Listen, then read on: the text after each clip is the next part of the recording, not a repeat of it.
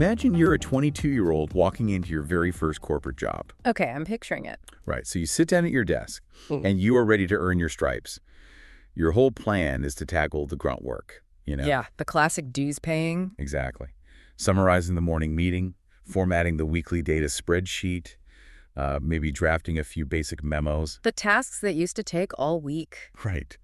But the computer sitting in front of you has already done all of those things perfectly before you even took off your coat. Which is just wild to think about. It is. And it means the bottom rung of the career ladder isn't broken. It is completely gone. Completely vanished. And that disappearing act is exactly the focus of our deep dive today. Welcome to episode 1 of our deep dive series, The Human Edge, brought to you by PitchSuccess. I'm your host, a career strategist and a parent of 2 teenagers myself. And I'm joining you as a workforce futurist and a youth entrepreneurship coach. We are so incredibly glad you are joining us. We really are. Because today, for you listening, especially if you are raising a 14 to 18-year-old right now, we are looking at a stack of sources that map out this massive shift in the global workforce. It's a lot to cover, but it's so important. It really is. We've got the latest Future of Jobs report from the World Economic Forum, massive job market data tracking over 62 million workers out of Harvard and Stanford, and a really practical training framework from PitchSuccess regarding human capabilities. Yeah, the data is pretty eye-opening. Definitely. And our mission today is simple. We want to cut through the panic about AI taking over and give you a clear, empowering roadmap to help your team develop their most valuable, irreplaceable assets. Because the irony here, the real paradox, is that the more advanced our technology becomes, the more desperately employers are searching for deeply human skills. Yes. Okay, let's get right into it. Because before we can talk about how to equip our kids, we need to understand how the playing field has fundamentally changed. Right. The ground is shifting under our feet. Literally. We're not just losing jobs to automation. We are losing the actual entry point to a career. I mean, how on earth is a new grad supposed to climb a career ladder if it literally has no bottom rungs? What's fascinating here is that the barrier keeping young people out of the workforce isn't the technology itself. No, it's a massive structural skills gap. I mean, if you look at the World Economic Forum projections for the end of the decade, they show millions of jobs being disrupted, sure. Which is the part that terrifies everyone. Exactly. But they also show a net gain of nearly 80 million new roles. Wait, a net gain? Yes, 80 million new roles. The catch is that the nature of these roles has fundamentally shifted. Oh, fair. When you dig into that Harvard study tracking 62 million workers, the insight that jumps out is that junior positions are shrinking rapidly at any company that is integrating AI. Because of this new category of software that Stanford researchers are calling the digital teammate. Yes, the digital teammate. We really have to stop thinking of AI as just like a calculator or a spell checker. It is a trillion-dollar talent category that works alongside you. That is the crucial distinction. I mean, think about the tasks that historically trained a newcomer. Like taking notes in a meeting. Right. You learned how a company operated by sitting in meetings and just listening. Or you learned how to analyze a market by spending hours cleaning up dirty data in a spreadsheet. It was tedious, but it was educational. Exactly. But today, an AI agent does that instantly. And the Harvard job postings data shows that right after advanced language models launched, jobs requiring those repetitive beginner-level tasks dropped significantly. But the jobs requiring human oversight actually grew, right? Yeah, roles requiring analytical and creative oversight jumped by 20%. Okay, let's unpack this because there's a paradox here that feels deeply unfair to a high school student today. Oh, totally unfair. If the jobs requiring analytical oversight are growing, but the beginner jobs that teach you how to analyze things are disappearing, then entry-level jobs now require the kind of complex experience that entry-level roles used to provide. You hit the nail on the head. So students can't just expect to show up on day one and build core skills on the job anymore. No, they can't. They have to arrive with those deeply human skills already developed. Wow. That is the new reality. The primary question employers are asking today isn't, can you do the basic task? Because the machine does the basic task. Exactly. The machine does it. The real question is, can you direct the machine? Can you evaluate its output with human judgment and creatively apply it to a messy, real-world problem? Here's where it gets really interesting. As a parent, I'm thinking about this. Yeah, put your parent hat on. Right. If teens need to show up to the workforce already capable of complex judgment, empathy, and resilience, How do they build those muscles if all the beginner tasks in life are automated away? That's the million-dollar question. Because my natural instinct is to swoop in and remove friction for my kids. Yeah. If they forget their lunch, I drive it to school. The guilty as charged. If they have a scheduling conflict with the teacher, I want to just write the email for them to fix it. If we can use technology to make their lives entirely frictionless, aren't we doing them a favor? If we connect this to the bigger picture, the answer is a resounding no. Yo. No. Yeah. We are actually starving them of the exact cognitive development they need. I like to think of a frictionless childhood like an astronaut living in zero gravity. Oh, I love this analogy. Right. When an astronaut is in space, removing gravity makes everything effortless. You can float around. You can lift heavy objects with one finger. Sounds nice, honestly. It does. But what happens to their bodies? Their muscles atrophy. Exactly. Their bone density plummets. When they return to Earth, they can barely walk. Wow. So AI basically removes all the cognitive gravity from our daily tasks. It does. It promises frictionless productivity. But researchers studying business leadership, like Linda Grattan at Harvard Business Review, are sounding the alarm. What are they finding? They're finding that this frictionless environment undermines the experiences that foster deep thinking, empathy, and personal agency. So the messy, difficult, frustrating parts of learning and just growing up aren't obstacles to a child's development? No, they are the gravity required to build muscle. The struggle is the feature, not the bug. It has to be. I mean, when your teenager is wrestling with a really complex problem or trying to navigate a messy social conflict with a friend, they are building the exact neurological pathways that AI cannot replicate. But by protecting kids from struggle, we deprive them of that ultimate training ground. We do, and it's showing up in the data. When you look at the World Economic Forum's global skills assessments, you know what the weakest skill across all regions is right now. What is it? Curiosity and lifelong learning. Wait, really? The very thing needed to adapt is what we are missing most. Yes. Professor Francesco Radolino calls it being a rookie.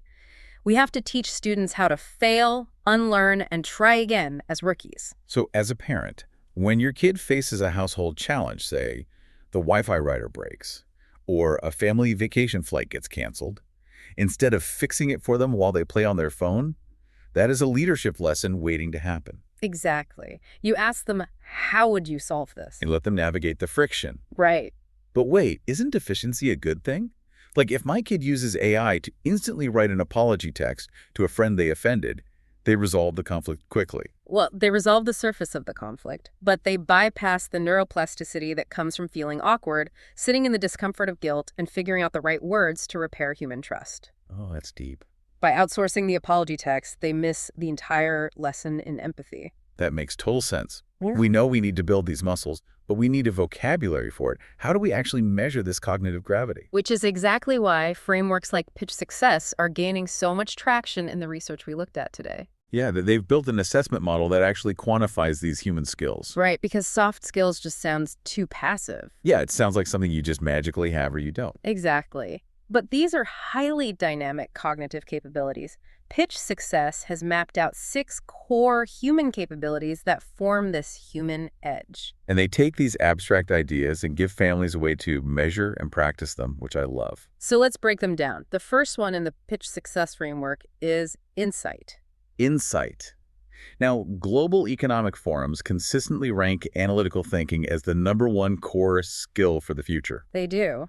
But insight is much more than just processing a lot of data. Right, because AI processes data way faster than we ever could. Exactly. Insight is the ability to synthesize information and make intuitive leaps based on lived human experience. Because AI doesn't have a biological stake in anything. It doesn't understand the cultural nuances of a local community or the tension in a specific neighborhood. No, it just reads the text. So how do we build insight at home? We promised some concrete routines. Let's hear them. Here are 3 concrete ways you can practice analytical thinking outside of school. Number 1, debate current events at the dinner table, but force your teen to argue a perspective they strongly disagree with. Oh, that's brilliant. Right. Holding 2 opposing ideas in your head requires massive cognitive load that AI just doesn't experience. Very true. Number 2, give them a set budget and make them plan the entire logistics of the next family weekend trip. Real stakes. Exactly. And number 3, when watching a movie, pause it halfway through and ask them to predict the ending based purely on the character's behavioral patterns. That is building insight. Those are fantastic daily routines. So what's the next capability? The second capability in the framework is presence. Presence. Employer data, like from Ness, shows a desperate need for demonstrated skills in real time. Authentic presence is the ability to show up, command a room, look someone in the eye, and be fully engaged. And the reason AI can't mimic this is physiological, right? Exactly. Human presence relies on mirror neurons, on subtle shifts in posture, on biological synchronization when you walk into a room. You can literally feel the energy shift when a confident person walks in. Yes. AI text on a screen doesn't shift the energy of a physical room. Not at all. So for parents, a simple daily practice. Have your kids order their own food at a restaurant. Yes. Have them call to make their own doctor's appointments. When they call the receptionist, they have to read the tone. Is the receptionist rushed? Do they need to get straight to the point? AI can't hear the tension in someone's jaw over the phone. Exactly. That real-time, unscripted human interaction is vital. Which brings us to the third capability. Because having presence doesn't mean much if you can't articulate your vision. And that's where clarity comes in. Clarity is about clear, persuasive communication. But wait, a language model can draft a perfectly grammatical email in 2 seconds. True. But persuasion is a dynamic act. AI cannot read the energy of a boardroom and adjust its tone mid-sentence because it notices the client in the back row is looking confused. Or inject just the right amount of humor to inspire a tired team on a Friday afternoon. Right. Persuasion requires reading the invisible signals of an audience. It's a deeply human art form. And that leads perfectly into the fourth capability, connection. We're going to talk about empathy and relationship building here. And connection is arguably the most powerful mechanism for efficiency in any organization. Wait, empathy drives efficiency? Yes. This isn't just about being nice. Massive internal tech research like Project Aristotle at Google has shown that the smartest coders don't necessarily make the best teams. So who does? The most successful teams are the ones with high psychological safety, where people feel safe admitting mistakes because of interpersonal connection. So empathy speeds up project execution. Because when a team trusts each other, they don't hide their errors. Exactly. They don't double-check every single communication. Friction is reduced naturally. AI cannot build human trust. You really can't. But, building empathy and connection with people isn't enough if you're too afraid to speak up when it matters. And that's where the fifth capability comes in, confidence. Yes, confidence. In a job market where AI handles all the safe, routine, invisible background tasks, the only place left to stand is in the spotlight. It's exposure. Yeah. It's the courage to take an informed risk and pitch an idea that might completely fail. Yeah. AI doesn't feel fear. But because it doesn't feel fear, it also doesn't possess courage. That is such a crucial distinction. Courage requires risk, and AI is programmed to avoid risk. So how do we build confidence at home? It happens through letting kids take ownership of tasks where failure is a real option and the consequences are actually felt. Give me an example. Let them cook a dinner entirely on their own for the family. If they burn it, everybody eats cereal. I love that. Surviving that minor failure, laughing about it, and trying again next week, that resilience builds true confidence. And that resilience ties perfectly into the final capability, adaptability. The big one. The World Economic Forum consistently notes this as the fastest growing skill demand globally. Based on growth mindset research from Carol Dweck, we know reinvention is the norm now. It has to be. Today's high schoolers are going to have multiple, entirely different careers. When the entry-level ground shifts beneath them, their ability to pivot, stay flexible, and learn new things will be their anchor. It is the ultimate survival mechanism. If a student can merely maintain high-level critical thinking and curiosity, if they can adapt when the tools change, they immediately separate themselves from the pack. So what does this all mean? We have spent the last decade telling teenagers, learn to code, learn Python, take AP Computer Science, and you'll be safe. Yep, the standard advice. But if a student has the technical credential, but they completely fall apart when a project plan changes, or they can't collaborate with a team member who thinks differently, are you saying that technical degree won't save them? I'm saying it won't save them on its own. Technical skills are obviously still important. AI and data literacy are high on every employer's wish list. But the combination of tech fluency plus human capability is the ultimate winning formula. Employers are looking for graduates who combine analytical rigor with agility and ethical leadership. But wait, if the entry-level tasks are gone, how does a kid even get their foot in the door to show off this presence or clarity? Good question. I mean, you can't just walk into a CEO's office at 22 and command a room without practicing on the smaller stuff first. If the structures haven't caught up, how do they prove they have these skills? This raises an important question, and it points to a multi-trillion-dollar training gap. Trillion with a T. Trillion with a T. Economic forecasts from Gartner and HBR show companies investing up to $2 trillion in AI over the next few years. That's staggering. It is. But behavioral experts note that this massive investment fails without human capability development. Why? Because the companies are buying the machines, but they don't know how to train the humans to use them effectively. Ah. So the bottleneck isn't the machine. The machine is incredibly fast. The bottleneck is the human's ability to direct it. Exactly. And because employers don't know how to train for these human skills, and they certainly don't know how to measure them on a standard resume, the currency of the future is shifting from theoretical knowledge to demonstrated application. Meaning what, practically? Meaning students cannot just list empathetic and adaptable in a cover letter. They need to build a portfolio of human-centric project work.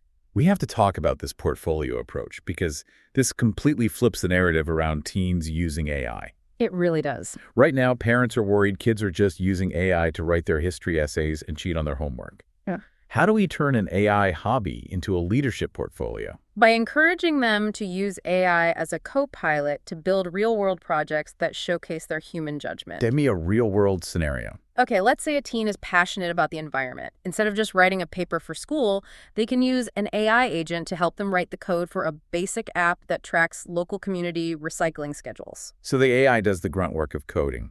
Right. But the teen manages the AI. They oversee the ethics of the data. And most importantly, they go out into the community and use their presence and clarity to pitch that app to the grumpy local city council to get it adopted. Oh, I love that picture. Yeah. When they walk into an interview a few years later, they weren't just saying, I have a high GPA. No. They are saying, I used AI to build this tool, but I used my human connection to get the city to actually trust it and adopt it. Exactly. That proves they can navigate the new landscape where prior experience is required because they created their own experience. They are showing that they can manage the ambiguity that algorithms cannot compute. For teens, building this portfolio isn't just an extracurricular activity anymore, it is their resume. Absolutely. And as a parent, you listening right now, you can facilitate this today. You don't need to be an AI expert yourself. Not at all. You just need to create an environment where your teen is encouraged to take risks, communicate clearly, and bounce back from failure. The daily household habits we talked about, like having them advocate for themselves when a grade seems unfair, involving them in managing a household budget, letting them burn dinner. These are the micro moments that build massive resilience over time. It's all connected. While everyone else is letting the AI do the thinking for them, the student with a human edge is doing the thinking about the AI. They are the ones asking the tough questions. The shift is moving away from knowing the answers, because the AI has all the answers, to asking the right questions. Yeah. And asking the right questions requires insight, connection, and adaptability. I think this is such a hopeful message. The anxiety around AI often comes from feeling like human beings are becoming obsolete. We all feel that panic sometimes. But all the data, all the research we've looked at today points to the exact opposite. Our humanity is becoming our premium currency. Completely agree. So for you listening, your action plan is right here. None of these 6 pitch success capabilities, insight, presence, clarity, connection, confidence, adaptability, require a specific GPA. They don't require your teen to go to an Ivy League school. Nope. They can be practiced right now in your living room, at the dinner table, in your local community. And if you want to take the abstract concept of these soft skills and make them concrete, actionable, and demonstrable to future employers, you need a way to measure them. Which is why we highly encourage you to take the free 5-minute assessment at PitchSuccess.com. It's a great tool. It really is. It maps your teen's human edge, identifies their strengths, and unlocks a totally personalized training path to help them build that portfolio we just talked about. Yeah. Preparing a child for a specific job title right now is like trying to navigate a new city with a map from 10 years ago. The roads have changed. They really have. Oh. But helping your child build these 6 human capabilities is like giving them a compass. A compass works in any terrain. It works for jobs that don't even exist yet. Well said. Before we wrap up, there is one final, unaddressed concept from the research that I think we need to ponder. Okay, let's hear it. We've spent this time talking about how empathy, connection, and resilience are the ultimate human edge against machines. But consider this. As AI models inevitably learn to simulate empathy flawlessly, sounding more patient, more caring, and more attentive than any actual human being, will our ultimate irreplaceable value in the workforce actually be our flaws? Oh, wow.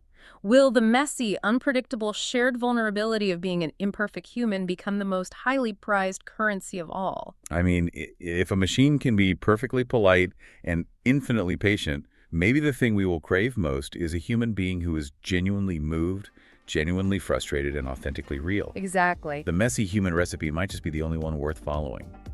Thank you for joining us on this episode of The Human Edge. We'll catch you on the next Deep Dive.